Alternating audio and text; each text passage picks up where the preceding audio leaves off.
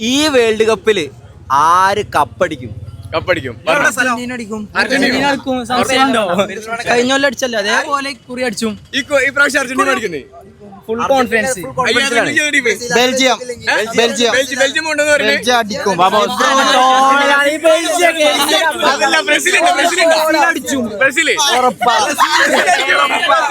എല്ലാ കൊല്ലവും അതിനെ വർത്താനാണിത്.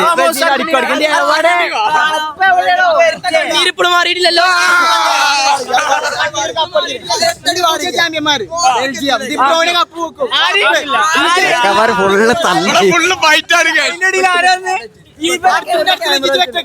അർജന്റീന അടിച്ച